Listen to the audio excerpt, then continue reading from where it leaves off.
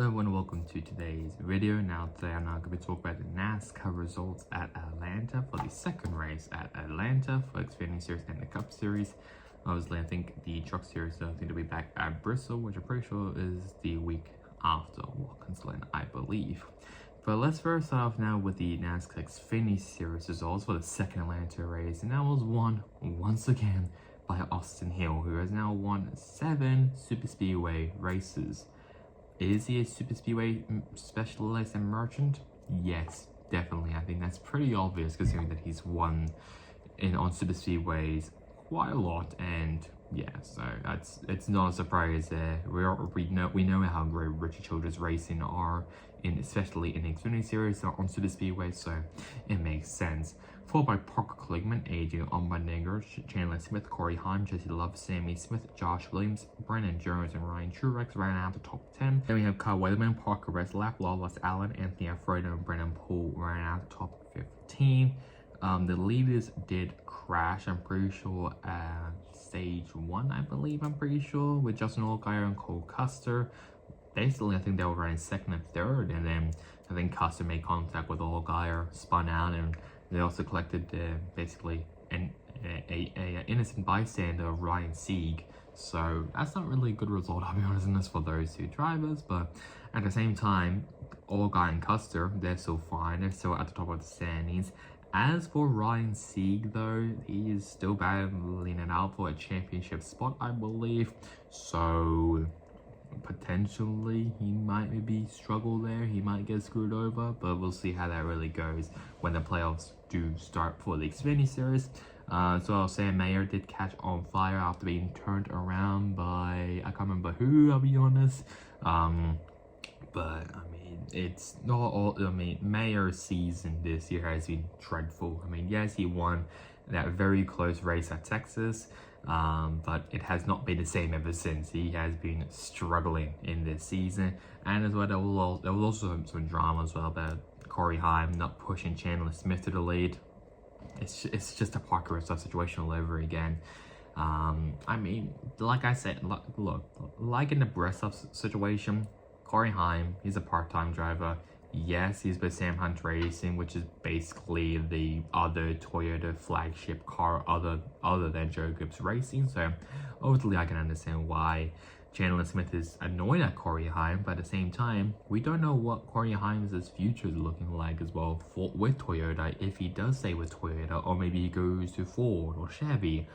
We don't know. We have no idea what's really been happening with Corey Heim, but we'll see hopefully pretty soon if Corey Heim will be going up to the Xfinity Series, which I would rather prefer, or if he stays in another year in the Truck Series, where he is just going to just smoke the competition once again. Finally, as well, now for the standings, Justin Allgaier still in the lead, even though he crashed out with fellow second placer Cole Custer.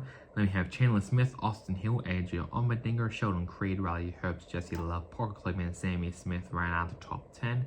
Then we have Ryan Sieg, Shane Van Gisbergen, Sam Mayer, Brandon Jones, and Anthony Alfredo ran out the top 15.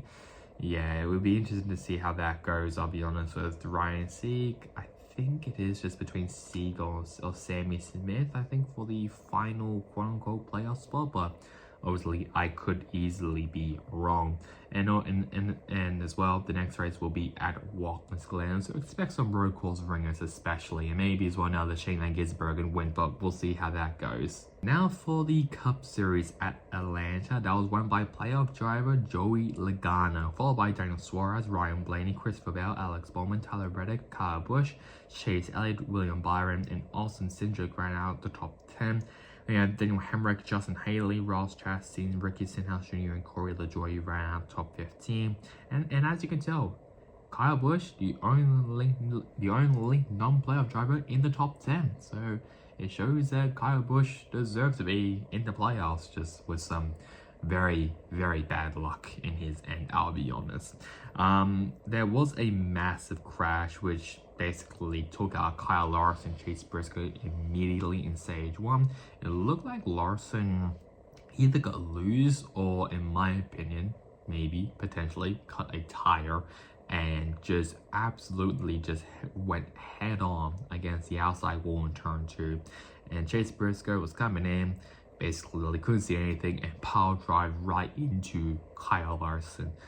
It was a vicious hit, I'll be honest. I've never seen a next-gen car hit that much, and considering as well the the first year of the next-gen car, there was 2 concussions, I believe, and the drivers were suffering with massive hits, even though the hits on camera just weren't that bad. It looked like a normal, like a very soft impact. It was extremely hard. This one was hard on camera and potentially as well to the driver. So I'm glad that both Larson and Briscoe are walking away from that and are okay.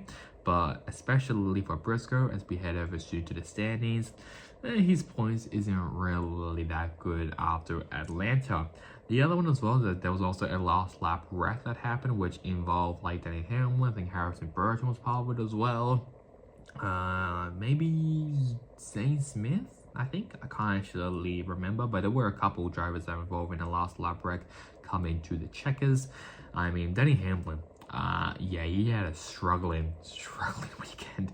After as well, that 2311 Racing announced that they wouldn't sign the charter agreement, and along with Front Row Motorsports, is this maybe potentially some, I don't know, like NASCAR basically just sabotaging Denny Hamlin? Possibly, but Tyler Reddick, he finished up in 6th place for 2311 Racing Equipment, so potentially maybe not to the team, but maybe to Denny Hamlin, who is very outspoken about all these charter agreements and stuff not being signed.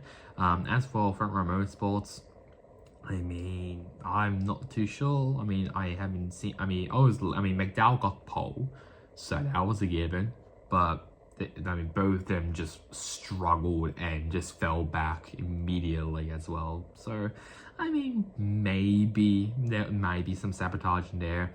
But considering that Denny Hamlin was also 2 seconds off the pace in qualifying, I mean, it might be just a TRD engine is just screaming for help, which is probably why the likes of like Tigers and Marshall, I believe, started at the back as well. So, yeah, that's something maybe to think about. Could NASCAR be sabotaging Denny Hamlin because he didn't sign the charter agreement? I don't really think so, but I know a lot of people are going to be going through that theory. And now for the standings. Joe Logano, he is now locked in after his win at Atlanta. We have Ryan Blaney plus 45, Christopher Bell plus 40, Tyler Reddick and William Byron both in plus 33, along with Alex Bowman and Austin Cindric plus 27. Then we have Chase Elliott plus 24, Daniel Suarez plus 22, and Kyle Larson right at the top 10 plus 15. Then we have Denny Hamlin plus 2 and Ty Gibbs plus 1 right out the top 12. And now for the cutoff drivers. Brad Keselowski, the first one out, -1. Harrison Burton, the next one out, -16. Martin Truex Jr., -19. And Chase Briscoe in 16th place, -21 after his collision with Kyle Larson. We'll see how the playoff goes at Watkins Glen. I think that's going to be very interesting. So that is really about it for me for this video. Literally the next race will be at Watkins Glen for both the Xfinity Series and the Cup Series. Literally the Cup Series will be having Juan Pablo Montoya back as well in the Cup Series after a quite a long hiatus. Pretty sure an 11-year hiatus, I think, or maybe a 10-year hiatus the last time he was in the Cup Series. So we'll see how he goes at Watkins Glen, and that will also be as well the next round, I should say the next race of the round 16 for the NASCAR Cup Series.